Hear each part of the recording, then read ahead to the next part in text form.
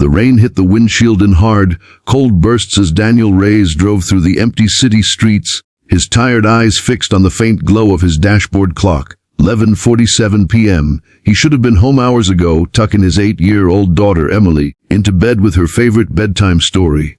But tonight he had nowhere else to be.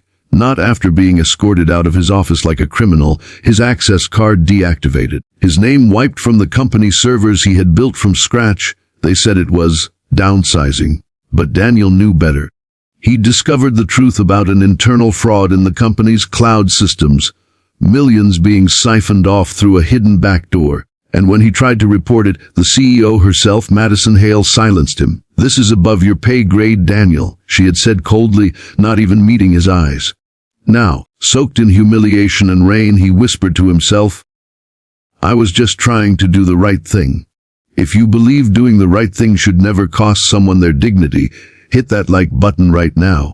Share your thoughts in the comments, and don't forget to subscribe to Kindness Universe for more inspiring real-life stories. 2 months later, Daniel's world was smaller. He'd taken a job fixing small business networks out of his old laptop, barely keeping the bills paid. Emily, ever bright and gentle, never complained. She'd hug him after every long day and say, "It's okay, Daddy. You fix everything." Her faith in him was the only light left in his collapsing world. Meanwhile, Madison Hale was sitting in her corner office at Haleson Technologies, a towering glass fortress overlooking the city. Her company was bleeding money. The same IT vulnerabilities Daniel had warned her about were now being exploited. Anonymous hackers had infiltrated the main servers, threatening to release confidential data if a ransom wasn't paid. "Can't we just call the police?" she asked her security chief, her voice trembling for the first time in years. "They've covered their tracks too well," he replied grimly. "We need someone who understands our system from the inside." She froze, because there was only one man who did. Daniel was just finishing Emily's bedtime routine when his old phone buzzed with a call from an unknown number. He almost ignored it, but something in his gut made him pick up. "Daniel Reyes," a woman's voice said, firm but cracking. He recognized it instantly. "Madison." There was a pause. Then, softer, "I need your help," he laughed, bitterly, almost painfully. "You fired me, remember? Had security walk me out like a thief." "I know," she said, "and I was wrong. But this isn't about me. If we don't act fast, hundreds of employees could lose their jobs, families, children. Please." He almost hung up, but then he looked at Emily, fast asleep, her small hand clutching his thumb even in her dreams. He sighed deeply. "Send me the details." By midnight, Daniel was in front of his cracked screen laptop, his old badge still lying on the table like a ghost from his past. Madison joined the call remotely, her voice tight with fear. "They hacked into our main cloud nodes," she explained. "They've locked us out of our own systems." Daniel's fingers began to fly over the keyboard. His calm was unsettling, his mind a storm of precision. "They didn't hack your system," he said after a few moments. "They used your backup node. The one you insisted was unnecessary to secure." She went silent. Shame flickered in her tone. "Can you fix it?" "I can," he replied, "but you'll have to trust me." Hours passed. The tension in the air was thick enough to taste. Daniel worked like a machine, retracing every shadow of code, every fragment of digital DNA. He uncovered the hacker's signature, a rogue former partner who had left years ago with a grudge and insider access. And then the message appeared across Madison's main screen in crimson text. "We warned you, Miss Hale. You didn't listen. This time, we take everything." Suddenly, Daniel's laptop beeped. They had traced him. "Daniel, what's happening?" Madison asked. He didn't answer. Instead, he looked up to see headlights flashing outside his small apartment window. Black SUVs. Men stepping out. "They found me," he muttered. "They're coming here." Daniel grabbed Emily's blanket, wrapping her tight as she slept. He whispered, "Daddy's got you, sweetheart," before lifting her into his arms. He could hear boots on the pavement now, slow, deliberate steps. Madison's voice came through the earpiece, panicked. "Daniel, what do you mean they? Who are they?" "The people behind your hacker," he said quietly. "Corporate saboteurs, the same ones you ignored when I warned you months ago." She went silent again, realizing the depth of her mistake. Daniel hid Emily behind the couch, turning off the lights. Then, without hesitation, he opened his laptop again and initiated a full system lockout, rerouting the hackers' feed back into their own server. The apartment door burst open. "Stay right there," one of the masked men shouted.